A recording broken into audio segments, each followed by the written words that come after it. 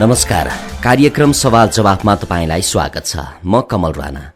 तपाईंले यो कार्यक्रम image FM 979, image news FM 103.6 का साथै पश्चिमाञ्चलको लोकप्रिय एफएम रेडियो शालिग्राम 100.6 कुस्मा पर्वत र रेडियो हाम्रो पाइला एफएम 91.6 जाजरकोटबाट पनि सुनिराख्नु भएको छ। कार्यक्रममा हामी मुलुकको पछिल्लो राजनीतिक विषयवस्तु तथा समसामयिक घटनाक्रममा केन्द्रित रहेर सम्बन्धित व्यक्ति तथा सरोकारवालासँग छलफल गर्ने गरेका छौं। यसका साथै तपाईं श्रोतालाई पनि कार्यक्रममा हामी सहभागी गराउँदै आएका छौं। तपाईले पनि आजका कार्यक्रमका अतिथिसँग आफ्नो जिज्ञासा राख्नका लागि 40065626 मा फोन गर्न सक्नुहुनेछ। अब यतिखेर मुलुक निर्वाचनमय बनेको छ। मंसिर 10 र 21 गते प्रदेश र प्रतिनिधि सभाको निर्वाचन हुँदैछ 2 चरणमा गरेर, र यो अवस्थामा विभिन्न पार्टीहरूले विभिन्न क्षेत्रमा आफ्नै किसिमले तालमेल गर्ने, सहकार्य गर्ने कामहरू भइरहेको छ। कतै प्राकृतिक किसिमको लाग्ने, कतै अप्राकृतिक किसिमको लाग्ने यो तालमेललाई हेर्दाखेरि, दलहरू बीचको यो मिलेमतोलाई हेर्दाखेरि विभिन्न किसिमका यो साँठगाँठहरू भइरहेको देखिन्छ। सँगसँगै सर्वोच्च अदालतले प्रतिनिधि सभा र प्रदेश सभाको चुनावी प्रयोजनका लागि अलग अलग मतपत्र छाप्ने बारे प्रगति विवरण बुझाउन निर्वाचन आयोगलाई आदेश दिएको छ। आयोगले एउटै मतपत्र छाप्ने निर्णय गरेकै दिन सर्वोच्चले प्रदेश र प्रतिनिधि सभामा प्रत्यक्षतर्फ अलग अलग मतपत्र छाप्नु बाध्यात्मक व्यवस्था भएको बताएको हो। यो मुद्दा पनि एकतिर रहेको छ। सँगै अब पार्टीहरू बीचको तालमेल के कसरी अगाडि बढिरहेको छ, त्यसमा पनि पूर्व प्रधानमन्त्री बाबुराम भट्टराई नयाँ शक्तिका संयोजक, उहाँ गोर्खाबाट उठ्दै हुनुहुन्छ। उहाँले सुरुमा वाम गठबन्धनबाट अगाडि बढ्ने मनसा व्यक्त गर्नुभएको थियो। यद्यपि त्यस पछाडि वाम गठबन्धनबाट बाहिरिनु भयो। अहिले आएर गोर्खाबाट उहाँले उम्मेदवारी दिँदा उहाँलाई राप्रपा र राप्रपा प्रजातान्त्रिकले साथ दिने भएको छ। आजको कार्यक्रममा यिनै सेरोफेरोमा कुराकानी गर्नका लागि राप्रपा प्रजातान्त्रिकका महामन्त्री राजाराम श्रेष्ठ हाम्रो टेलिफोन सम्पर्कमा हुनुहुन्छ। उहाँसँगको कुराकानी अगाडि बढाउँ। श्रेष्ठज्यू, यहाँलाई कार्यक्रममा स्वागत छ। धन्यवाद कमलजी। अब राप्रपा प्रजातान्त्रिक र राप्रपा बीच जुन किसिमको एउटा पार्टी एकता भएपछि फेरि तपाईहरू फुट्नुभयो, अहिले निर्वाचनको समयमा जुट्नु भएको छ। सँगसँगै फेरि बाबुराम भट्टराईलाई तपाईहरूले गोर्खामा साथ समर्थन तालमेल गर्नुभएको छ भनौँ नयाँ शक्तिसँग, किन गर्नुभयो? होइन, अहिले अब वास्तवमा मूल रूपमा दुईवटा ध्रुवमा राजनीतिक दलहरू विभाजित भएको अहिले अवस्था हो। एउटा लोकतान्त्रिक समूहमा एउटा र अर्को वामपन्थी समूहमा अर्को। अब यो गठबन्धनको कल्चर, कोलिसन को कल्चर वास्तवमा राम्रो कल्चर हो। यसलाई डेभलप गर्दै लिएर जानुपर्छ। अब यो कोलिसन केवल राजनीतिक दलहरूले आफ्नो चुनाव जित्ने हटकण्डा मात्र बनाउनु हुँदैन भन्ने हाम्रो मान्यता हो। अब यो गठबन्धनले मुलुक र मुलुकवासीको उन्नति गर्ने, लोकको कल्याण गर्ने काममा केन्द्रित हुनुपर्छ भन्ने अभिप्राय हो। अब बाबुरामजी पहिला 3 दलीय वाम गठबन्धनमा जाने कुरो उहाँहरूको बिचमा सहमति भएको थियो। अब सहमति अनुसारको काम कुराहरू कार्यान्वयन नभएको कारणले गर्दाखेरि अब उहाँ लोकतान्त्रिक गठबन्धनमा आउनुभएको छ। यद्यपि बाबुरामजीले अब म कम्युनिस्ट राजनीतिमा छैन, वामपन्थी विचारधाराबाट प्रेरित भएर अब म राजनीति गर्दैन भनेर यसअघि पनि उहाँले घोषणा गरिसक्नु भएको हो। अब लोकतान्त्रिक गठबन्धनमा उहाँ आउनुभएको छ। तर अब एउटा कम्युनिस्ट ब्याकग्राउन्ड भएको व्यक्ति तपाईँहरूको लोकतान्त्रिक गठबन्धनमा आउनु, त्यसमा पनि तपाईँहरू जस्तो प्रजातान्त्रिक पार्टीले समर्थन गर्नु, तालमेल गर्नु त्यति प्राकृतिक देखिँदैन नि? होइन, अब यसलाई प्राकृतिक बनाउँदै लिएर जानुपर्छ। यो झट्ट हेर्दाखेरि अप्राकृतिक जस्तो देखिन्छ तपाईँले भन्नुभयो चाहिँ। अब निश्चित रूपमा बाबुरामजीको राजनीतिक पृष्ठभूमि वामपन्थी विचारधाराबाट नै सुरु भएको हो। अब हिजोको वामपन्थी आज पनि वामपन्थी भइराख्नुपर्छ भन्ने छैन। उहाँले वामपन्थी विचारधारा त्याग गर्नुको मूल अभिप्राय हामीले स्पष्टसँग बुझ्न सक्छौँ कि अब वामपन्थी विचारधाराबाट यो मुलुकलाई अगाडि बढाउन सकिँदैन भन्ने कुरो उहाँले त्यो महसुस गर्नुभयो। त्यो राम्रै कुरा हो। हिजो जो बाटोमा हिँडिराखेको आज पनि त्यही बाटोमा हिँडिराख्नुपर्छ भन्ने छैन। अब गलत बाटोमा हिँडिएको रहेछ भने त्यसलाई सच्याउने काम गर्नुपर्छ। त्यो हिम्मत सबैले गर्नुपर्छ। अब गलत भयो भन्ने अनि त्यो गलतै बाटोमा हिँडिराख्दाखेरि मुलुकलाई गन्तव्यमा त पुर्याउन नसकिँदो रहेछ। अहिले जुन अवस्थामा अहिले हाम्रो मुलुक गुज्रिराखेको छ सन्तोष गर्ने ठाउँ वास्तवमा छैन। ठुल्ठुला परिवर्तन भए परिवर्तनबाट नेपाली जनता लाभान्वित हुन नसकेको अहिले अवस्था छ। हरेक कुरामा राजनीतिक बखेरा झिक्ने राजनीतिक वाद र तन्त्रमा नेपाली जनताले विभक्त बनाएर राजनीतिक दलहरू लाभान्वित हुने जुन प्रकारको चरित्र नेपालको राष्ट्रिय राजनीतिमा हावी हुँदै गयो होइन। अब यसमा सुधार हुनुपर्छ। अब मान्छे व्यक्तिले आफूले सुधार गर्दै जाने राजनीतिक दलले सुधार गर्दै जानुपर्ने अहिले आवश्यकता छ। अब गलत बाटोमा सधैँ म यो बाटोमा हिँडेँ यही बाटोमा हिँडिरहन्छु भनेर त्यो भन्नु हुँदैन। आफूले सुधार गर्नु आफ्नो राजनीतिक दललाई सुधार गर्दै लिएर जानु त्यो यो सकारात्मक पक्ष हो। तर बाबुरामजीलाई नै तपाईँहरूले समर्थन गर्नु उहाँसँगै नै तालमेल गर्नुको पछाडिको कारण चाहिँ होइन। अब एउटा समझदारीमा आइसकेपछि त्यसको इमान्दारितापूर्वक कार्यान्वयन हुनुपर्छ। हेर्नुहोस् मैले सुरुमै पनि भने जुन प्रकारको अहिले एउटा गठबन्धनको संस्कृति सुरु भएको छ यो संस्कृति यो गठबन्धन साँच्चीकै एउटा सकारात्मक मोडतर्फ गयो भने यसबाट मुलुक लाभान्वित हुन सक्ने अवस्था छ। अब यो गठबन्धनमा इमान्दारिता समझदारीता र एउटा जिम्मेवारीपन बोध भयो भने यसले राम्रो गर्छ। अब गठबन्धनमा भावरामजी आउनुभयो उहाँ अस्वीकार गर्ने कुरा नै हुँदैन। अब एउटा यो अझ मेरो त भनाइ चाहिँ के हो भने यो जो गठबन्धनमा अहिले एकत्रित भएका छन् तिनीहरूलाई मुलुक बनाउने एउटा संयुक्त घोषणापत्र साझा अवधारणा पनि आउनुपर्छ भन्ने छ। यो गठबन्धनलाई केवल भने नि यो गठबन्धनलाई केवल चुनाव जित्ने हटखण्डा मात्र बनाउने मात्र भयो भने यसले निश्चित रूपमा फाइदा पुर्याउन सक्दैन। अब त जनताको मन जित्ने काम गर्नुपर्छ, जनताको हृदय जित्ने काम गर्नुपर्छ। केवल मत मात्र जितेर त्यो काम गर्न सकिँदैन। हेर्नुहोस् त्यसकारण अहिले जनताको हृदय जित्ने जनताको मन जित्ने काम गर्दै जानुपर्छ। त्यसकारण इमान्दारी त हुनु पऱ्यो। यसमा आफ्नो एउटा जिम्मेवारी हुनु पऱ्यो।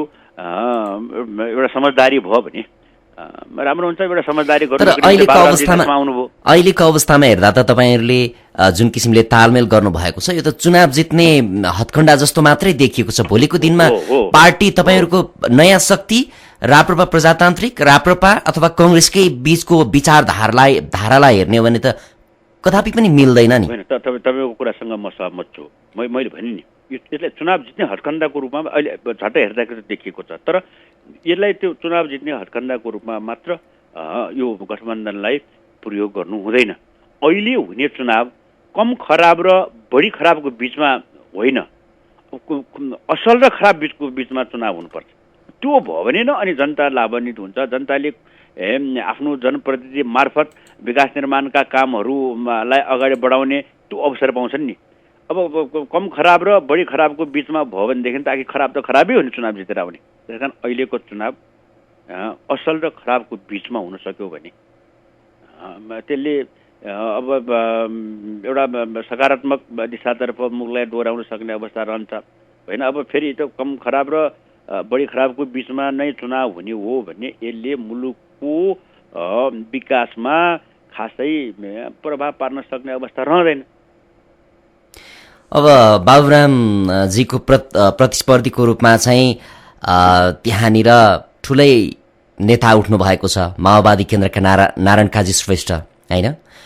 यसो हुँदा पनि त्यहाँको अवस्थालाई हेर्दाखेरि तपाईँहरूले उहाँलाई साथ समर्थन दिनुको पछाडि केही कारण त देखिन्छ नि त होइन। अब यो मैले भने नि साथ समर्थन गर्ने भन्ने कुरा चाहिँ के हो भने एउटा इमान्दारितापूर्वक एउटा गठबन्धनमा आइसकेपछि त्यसलाई एउटा समझदारीको आधारमा एउटा जिम्मेवारी बोध गरेर त्यसलाई त्यो आफ्नो कर्तव्य निर्वाह गर्नु त एउटा बाध्यात्मक परिस्थिति हो। अब गठबन्धनले आफ्नो उम्मेदवारहरू दिएका छन्। अब त्यो उम्मेदवारहरूलाई चुन्ने भन्ने कुरा त्यो त जनताको हक अधिकारको कुरा हो। मैले भने नि अब त्यो खराब र असलको बिचमा अब त्यो प्रतिस्पर्धा हुन्छ। त्यसलाई जनताले चुन्नुपर्ने अवस्था छ। अहिले गएको स्थानीय तहको निर्वाचनले जनताको मुड र ट्रेन्ड चाहिँ के देखेको छ भने केवल राजनीतिक दलले उठाएको उम्मेदवार मात्रै हेरेन, ती उम्मेदवारहरूलाई व्यक्तिगत रूपमा पनि विश्लेषण गरेर नेपाली जनताले भोट दिएको देखिन्छ। अब त्यहाँ तपाईँ दुईजनाको उम्मेदवारको गोर्खाको लिनुभयो, अब त्यो चोइस त नेपाली जनताको हो नि, नेपाली मतदाताले हो नि। अब मतदातालाई कसले बढी प्रभाव पार्न सक्छ, अब को बढी त्यो निर्वाचन क्षेत्र वा नेपालको राष्ट्रिय राजनीतिमा एउटा सकारात्मक भूमिका निर्वाह गर्न सक्ने, केवल राजनीतिक बखेडा मात्र नझिक्ने, राजनीतिमा कचिङ्गल मात्र नगर्ने, अब एउटा समाधानको उपाय खोजेर मुलुकको सङ्क्रमणकालीन स्थितिलाई छिटोभन्दा छिटो समाप्त गरेर जसले अगाडि बढ्न सक्छ। जनताको एउटा लोकतान्त्रिक अभ्यास पनि हो, जनताको मतको आधारबाट चुनिने र त्यसपछि अब सेवा गर्ने जुन अब निर्वाचनको पद्धति हो, अब त्यो अनुसारको अगाडि बढ्ने कुरा हुन्छ। अब त्यो अब तपाईँले रोजेर भएन बाबुरामजीलाई वा नारायण काजीलाई, मैले रोजेर भएन त्यहाँका जनताको मौलिक हक अधिकार प्रयोग गरेर अब प्रभाव पार्न उहाँहरूले जसलाई जनताले प्रभाव पार्न सक्यो, जसले सक्नुभयो, अब उनीहरू जितेर आउने भए। गोर्खा अब 2 मा बाबुराम भट्टराईलाई तपाईँले साथ दिँदै हुनुहुन्छ, राप्रपा प्रजातान्त्रिकले होइन, त्यस बापत नयाँ शक्तिले तपाईँहरूलाई चाहिँ कहाँ तालमेल गरेको छ, कहाँ सहयोग गर्दैछ? होइन, अब विभिन्न प्रदेशहरूमा यो सङ्घीय चुनाव वा प्रतिनिधि सभामा हामी जहाँ उम्मेदवार दिन्छौँ, पहिलो चरणको निर्वाचनमा पार्टीका हाम्रा श्रद्धेय अध्यक्ष पशुपति शमशेर राणाजीले सिन्धुपाल्चोकको 2 नम्बर क्षेत्रमा उम्मेदवार दिनुभएको छ। अब त्यहाँ गोलाकारभित्रको हलोमा मतदान गराउनुको निमित्त गठबन्धनभित्रका पार्टीका नेता कार्यकर्ताहरूले त्यता प्रचार गर्ने भए। अब दोस्रो चरणमा हुने केही ठाउँमा अब हाम्रो लगभग तय भइसकेको छ। अब त्यहाँ गठबन्धनले गर्नुभयो, बाबुरामजीले गर्नुभयो, नेपाली काङ्ग्रेसले गर्नुभयो, अब जो गठबन्धनमा छ तिनीहरूले गर्ने भए। के देख्नुहुन्छ अब राप्रपा र राप्रपा प्रजातान्त्रिक 2वटा पार्टी सुरुमा तपाईँहरू एकीकृत भइसक्नु भएको थियो, फेरि फुटेर अहिले निर्वाचनमा जाँदै हुनुहुन्छ, अवस्था कस्तो देख्नुहुन्छ? एकताको कुरा पनि छ छनु चाहिँ होइन। अब आफ्नो विचार सिद्धान्त नीति लिएर जनताको समस्या जाने हो। अब हाम्रो राप्रपा प्रजातान्त्रिकको घोषणापत्र को तयारीको अन्तिम अवस्थामा पुगिसकेका छौँ। त्यो घोषणापत्रलाई लिएर नेपाली जनताको घर आँगनमा जाने हो। मैले भने नि, अब यो आफू केवल लाभान्वित हुने, आफू चुनाव जित्ने भटखण्डाको रूपमा न यो गठबन्धनलाई उपयोग गर्नुहुन्छ, न त्यो घोषणापत्रलाई उपयोग गर्नुहुन्छ। अब देशलाई थप बर्बादीको दिशातर्फ लान दिने नै हुँदैन। योभन्दा बढी बर्बादी यो देशले, नेपालले ठेक्न सक्ने अवस्था नै छैन। त्यसकारण अबको हाम्रो सबैको गन्तव्य भनेको नेपाललाई समृद्धशाली बनाउने, नेपाललाई सबल बनाउने तिर लाग्नुपर्छ। नेपाललाई सबल र समृद्ध बनाउने, नेपाललाई स्वाधीन र स्वाभिमान का साथ अगाडि बढाउने काममा कृत सङ्कल्पित भएर राष्ट्रिय प्रजातन्त्र पार्टी प्रजातन्त्रवादी जनताको घर आँगनमा मत माग्न गइराखेको अहिले अवस्था छ। हामी अत्यन्तै उत्साही छौँ। हामीप्रति जनताले देखाएको रेस्पोन्स बाट अझ बढी हामी सक्रियतापूर्वक लाग्नुको निमित्त हामीलाई उत्साहित बनाइराखेको अवस्था छ। सङ्गठन निर्माणको क्रम पनि राम्रोसँग चलिराखेको छ। हामीप्रति नेपाली जनता आकर्षित भएको अवस्था छ। हामी अत्यन्तै उत्साही छौँ, राम्रो परिणाम ल्याउँछौँ। राप्रपा प्रजातान्त्रिकले कुन ठाउँबाट बढी आशा गरेको छ?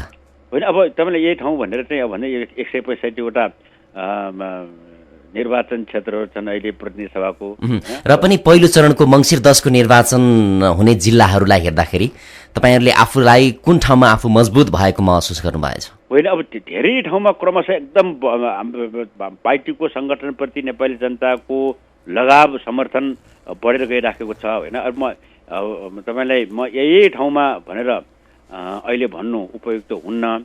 सङ्गठनको अवस्था सुध्रिएर गइराखेको छ। हामीप्रति जनताको समर्थन बढेर गइराखेको अवस्था छ कि अब एउटा वैकल्पिक राष्ट्रवादी प्रजातान्त्रिक शक्तिको रूपमा क्रमशः यो राष्ट्रिय प्रजातन्त्र पार्टी प्रजातान्त्रिक स्थापित भएर जाने भन्ने कुरामा हामी अत्यन्तै विश्वस्त छौँ। जस्तो पछिल्लो समय अब पार्टीहरू ध्रुवीकरण हुने क्रममा एउटा वाम गठबन्धन बन्यो, तपाईँहरूको अब नेपाली कांग्रेसको नेतृत्वमा लोकतान्त्रिक गठबन्धन छ भन्नुहुन्छ होइन। वाम गठबन्धनमा आबद्ध दलहरूले एकताको सम्भावना अथवा एकता हुने कुरा गरिसकेका छन्। तपाईँहरू बीचमा लोकतान्त्रिक गठबन्धन बीचमा चाहिँ यो छलफल चलेको छ कि छैन? अब पार्टी नै एकता भएरै जाने भन्ने कुरा त होइन, अहिले त यो गठबन्धनको कुरा हो। अब पार्टी मिल्नु नराम्रो कुरा होइन, तर वाम गठबन्धन जुन प्रकारबाट अप्रत्याशित रूपमा भएको छ, अब एउटा अप्राकृतिक रूपमा भएको छ, अप्राकृतिक रूपमा भएको र अप्रत्याशित रूपमा भएको कुराको टिकाउ नहोला कि भन्ने आशंका छ। जो चर्चा परिचर्चा त्यस्तो कुनै तयारी आदि इत्यादि नभइकन एकाएक वाम गठबन्धन बन्यो, त्यसलाई चाहिँ प्राकृतिक रूपमा लिन अलिकति गाह्रो भयो। जस्तो वाम गठबन्धनमा त दुवै पार्टीहरू कम्युनिस्ट ब्याकग्राउन्डका हुन्, कम्युनिस्ट पार्टी हुन्, त्यसलाई कसरी अप्राकृतिक भन्न सकिएला र? होइन, यो जुन प्रकारको गठबन्धन भने एकाएक गठबन्धन भने तपाईँको यो सनै सनै हुने क्रमिक रूपमा हुने कुराले त्यो प्राकृतिक हुनसक्छ। अब अहिले हामी गर्मीबाट जाडोतर्फ क्रमशः गइराखेका छौँ नि। हिजोभन्दा आज अलि बढी जाडो, आजभन्दा भोलि, भोलिभन्दा पछि जाडो हुनुपर्ने, एकैपटक अब 36 डिग्रीबाट 3 डिग्री आयो भने त्यसलाई चाहिँ प्राकृतिक भन्न सकिँदैन होइन। त्यसलाई अप्राकृतिक नै जस्तो लागिराखेको छ। अब खै ठिकै छ, अब पार्टी मिल्नु भन्ने कुरा मैले यसलाई अस्वाभाविक रूपमा नकारात्मकमा मैले लिएको छुइनँ, यसलाई सकारात्मक रूपमा लिनुपर्छ। अब यो जुन प्रकारको त्यो वाम गठबन्धन भएको त्यसले एउटा एकदलीय अधिनायकवाद मुलुकमा हाबी हुन्छ कि भन्ने एउटा त्यो खतरा। यता लोकतान्त्रिक पार्टीहरू पनि त एक भएर त्यसरी नै अगाडि बढ्दाखेरि त्यो चाहिँ सम्भावना रहन्न? अब त्यो लोकतान्त्रिक गठबन्धन स्वाभाविक रूपले त्यो एकदलीय व्यवस्थामा जाने कुरा हुँदै हुँदैन। एउटा बहुलवादी समाज, एउटा बहुलवादी व्यवस्थामा विश्वास राख्ने लोकतान्त्रिक गठबन्धन एकदलीय अधिनायकवादमा जाने त्यो कुनै हालतमा त्यो खतरा देखिँदैन, त्यो खतरा छैन, हुनै सक्दैन। यो लोकतान्त्रिक गठबन्धनभित्र सुरुमा राजपा पनि आएको थियो, तर आएका पार्टीहरूलाई तपाईँहरूले थमाएर राख्न सक्नु भएन होइन। राजपा छुट्टै गठबन्धन बनाएर गए फेरि फोरमसँग, किन यस्तो भएको? होइन, त्यो गठबन्धन उनीहरूको अलग्गै एउटा संयुक्त रूपमा एउटै ठाउँमा गठबन्धनमा नआए तापनि धेरै ठाउँमा सहकार्य गर्ने कुराहरू चलिराखेको छ, छलफल चलिराखेको छ। मलाई जहाँसम्म लाग्छ एउटा एउटै गठबन्धनभित्र नआए तापनि धेरै ठाउँमा सहकार्य हुने, कार्यगत एकता हुने सम्भावना बढेर गइराखेको छ। यो पछिल्लो राजनीतिक घटनाक्रम जे जसरी अगाडि बढिरहेको छ नि, तपाईँले कसरी विश्लेषण गर्नुहुन्छ? यो कतातिर हामी दौडिरहेका छौँ? होइन, अब यो चुनावको मुखमा हामी छौँ। अब चुनावबाट आफ्ना जनप्रतिनिधिहरू रोज्ने एउटा नयाँ प्रयोगमा पनि छौँ। पहिलो पटक सङ्घीय प्रदेशको चुनाव भएर गइराखेको छ। यो चुनाव पछाडि साँच्चीकै सङ्क्रमणकालीन अवस्थाको अन्त्य भयो भने यसबाट हामी सबै प्रसन्न नै हुनुपर्ने अवस्था छ। मैले भने नि, यो चुनाव पछाडि अब देशले स्थिरताको बाटो समात्नु पर्यो। यो चुनावपछि देश सुशासनतर्फ जानु पर्यो। यो चुनावपछि देशले विकासको गति लिनु पर्यो। अब यो गठबन्धनमा साँच्चीकै त्यो एउटा सकारात्मकता छ, त्यसमा इमान्दारिता छ भने मैले भने चाहिँ अब देशमा स्थिरता हुन्छ, देशमा सुशासन हुन्छ, देशमा विकास हुन्छ। होइन, अब यसलाई आफ्नो पार्टी बलियो बनाउने, आफू राष्ट्रिय राजनीतिमा केवल स्थापित हुनुको निमित्त मात्र यो गठबन्धन भएको हो भने झन् खतरापूर्ण छ। मैले भने नि, एकदलीय व्यवस्थामा, एकदलीय अधिनायकवादमा देश जान सक्ने खतरा पनि छ। त्यस कारण त्यो खतराबाट मुलुकलाई मुक्ति तुल्याउनु पर्ने आवश्यकता छ। यसमा लोकतान्त्रिक गठबन्धनका दलहरू चाहिँ अलिक बढी आत्तिएका हुन् कि जस्तो लाग्छ। होइन, आत्तिनुपर्ने अवस्था छैन। होइन, देशमा एउटा सुशासन काम होस्, देश प्रजातान्त्रिक विधि विधानबाट सञ्चालित होस् भन्ने त सबै नागरिकको चाहना हुनुपर्छ। त्यसमा राजनीति गर्ने राजनीतिक दलका नेता कार्यकर्ता मात्रै चाहना हुनुपर्छ भन्ने छैन।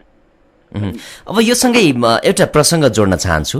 राप्रपा प्रजातान्त्रिक र राप्रपा बीच फेरि अब यो चुनावी तालमेल सँगसँगै तपाईँहरू लोकतान्त्रिक गठबन्धनमा आएसँगै पार्टी एकताको कुरा पनि चलिरहेको छ। तपाईँहरू फेरि एकतातर्फ अगाडि बढ्न सक्नुहुन्छ? होइन, त्यो राजनीतिमा हरेक कुरा सम्भव हुन्छ। सम्भावनाको खेल भनिन्छ नि राजनीतिलाई। राजनीतिमा असम्भव भन्ने कुरा होइन। अब हिजो राप्रपा नेपाल र राप्रपा दुईटा अलग अस्तित्वमा हुँदाखेरि दुईटा पार्टी मिल्ने सम्भावना भयो, त्यो कुरा अगाडि बढ्दै गयो, मिल्यो। अब दुईटा अलग अस्तित्वमा भएको छ, अब फेरि दुईटा पार्टी मिल्दै मिल्दैन भन्ने कुरा त छैन नि।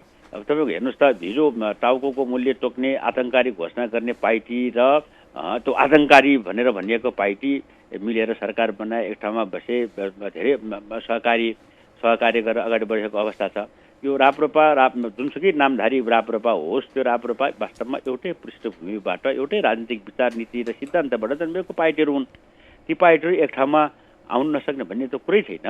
अब त्यो ठेलमठेलको राजनीति एकदम भन्दा एउटा हेलमेलको राजनीति, तालमेलको राजनीति, एकताको राजनीति त सुखद हुन्छ नै, त्यसको परिणाम पनि सुखद नै हुन्छ।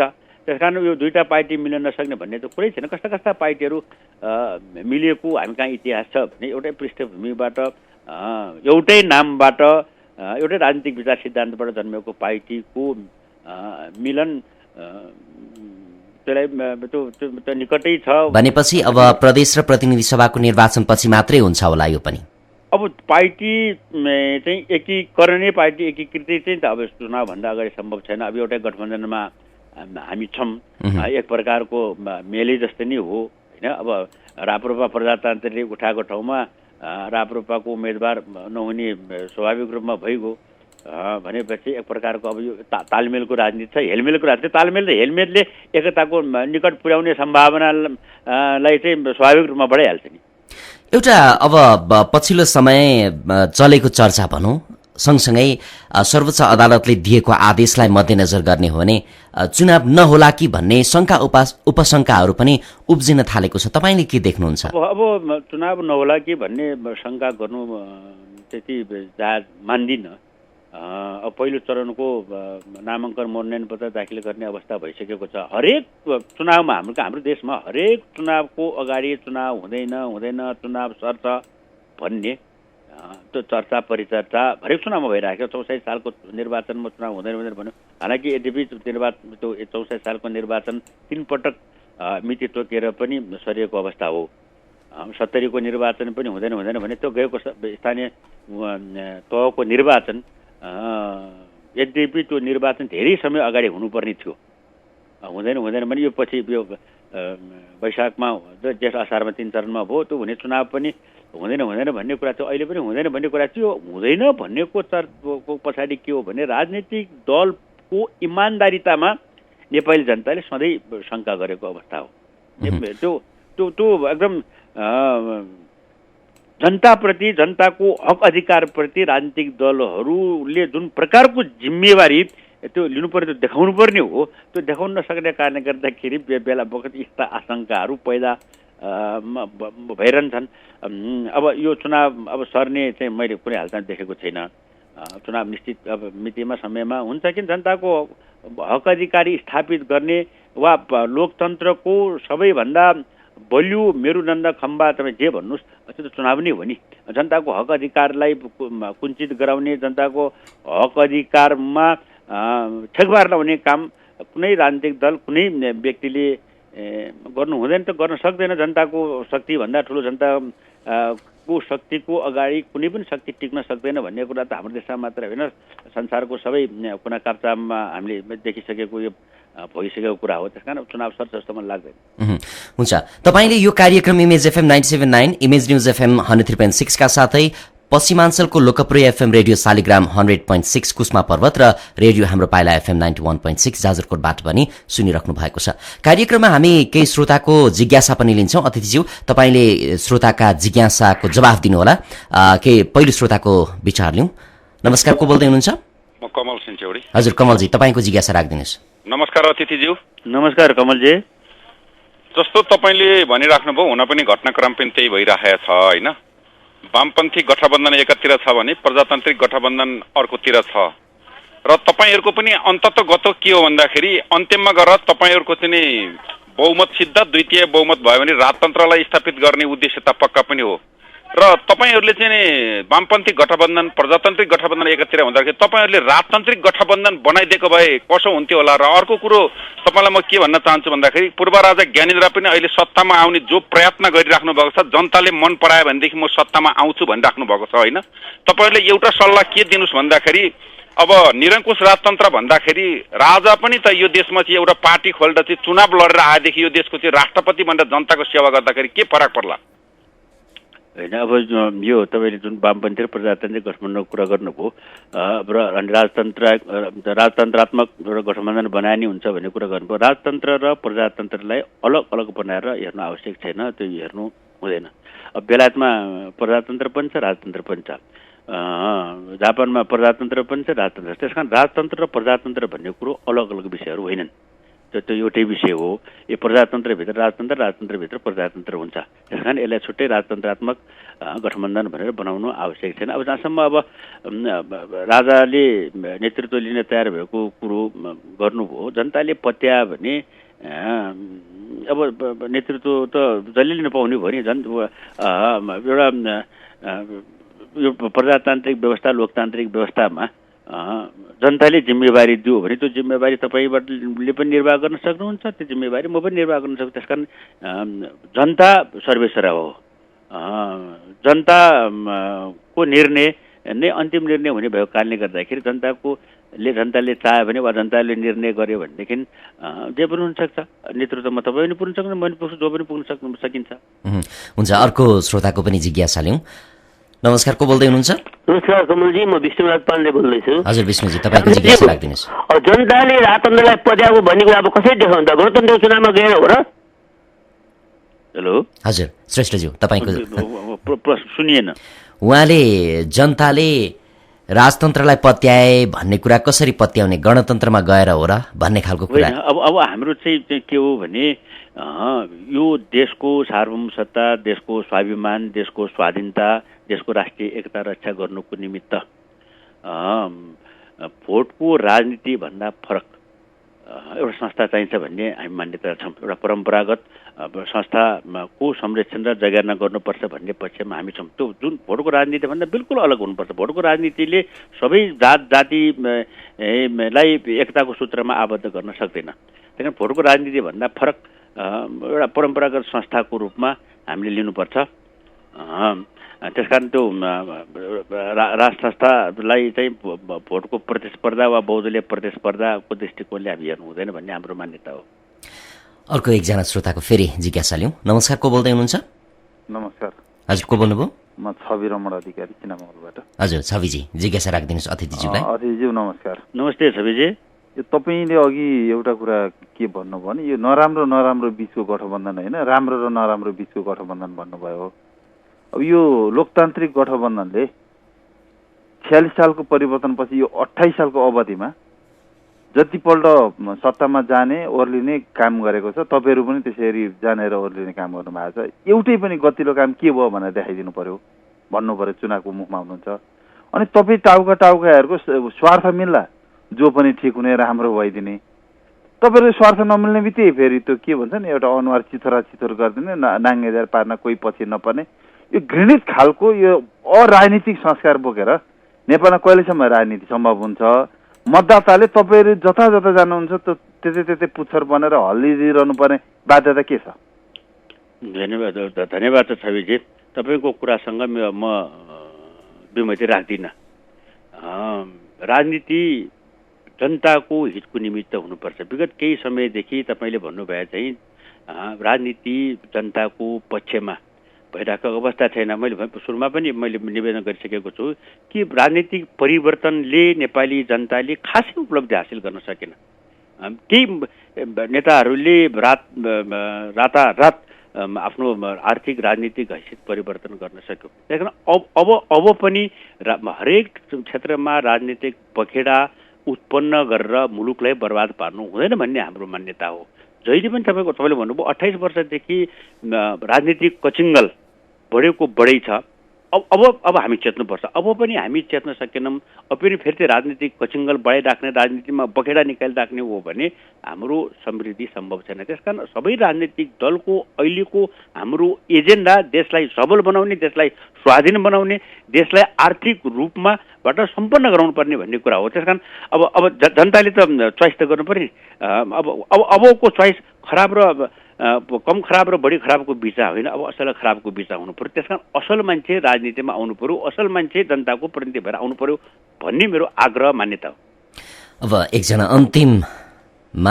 श्रोताको मात्रै जिज्ञासा लिउँ। नमस्कार, को बोल्दै हुनुहुन्छ? नमस्कार सर, तपाईँलाई अतिथिज्यूलाई म काठमाडौँबाट नासिर खान। नमस्कार खानजी। उमेरको हिसाबले सरकारी जागिर खान असक्षम भइसकेका तपाईँ नेता बनाउँदा व्यक्ति वा नेताहरूले घरमा बसी नाति पनाति नखेलाई देश र जनताको जीवनसँग अरू कति दिनसम्म खेलबाड गरी बस्नुहुन्छ?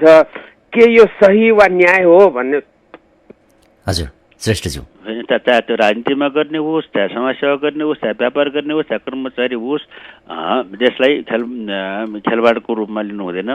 त्यसप्रति सबै जिम्मेवार हुनुपर्छ। खास गरी राजनीतिक कर्मीहरू, राजनीतिक दलका नेता कार्यकर्ताहरू जिम्मेवार बन्नै पर्छ। त्यो जिम्मेवारी इमान्दारितापूर्वक निर्वाह गर्न सकेको कारणले गर्दाखेरि देश एउटा डरलाग्दो अवस्थाबाट गुजिराखेको स्थिति छ।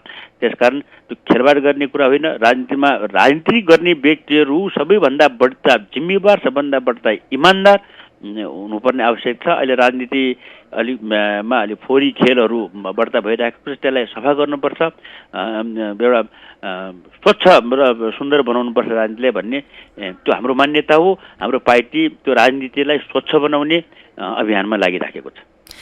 हुन्छ, कार्यक्रमको निर्धारित समय पनि सकिसकेको छ। यो समय दिनुभयो, आफ्नो विचार राखिदिनु भयो, यहाँलाई धेरै धेरै धन्यवाद। मेरो पनि तपाईँ लगायत सम्पूर्ण इमेज एफएम परिवार र हाम्रो यो कार्यक्रममा प्रश्न गर्ने श्रोताहरू लगायत सुन्ने सम्पूर्ण श्रोताहरूमा मेरो हार्दिक अभिवादन सहितको नमस्कार। हस्, धन्यवाद। उहाँ हुनुहुन्थ्यो राप्रपा प्रजातान्त्रिकका महामन्त्री राजाराम श्रेष्ठ। उहाँसँग पछिल्लो राजनीतिक घटनाक्रम र चुनावी अभियानका विषयमा हामीले कुराकानी गर्यौं। कार्यक्रमको निर्धारित समय सकिसकेको छ। यो कार्यक्रममा फोन गरेर आफ्ना जिज्ञासा राखिदिनुहुने तपाईँ सम्पूर्ण श्रोता र यो कार्यक्रम सुन्नुहुने सम्पूर्णलाई धेरै धेरै धन्यवाद दिन चाहन्छु। यसका साथै प्राविधिक मित्र द्वय अनिस र बुकेशलाई पनि धन्यवाद। यति भन्दै म कमल राणा आज्ञा चाहन्छु। नमस्कार।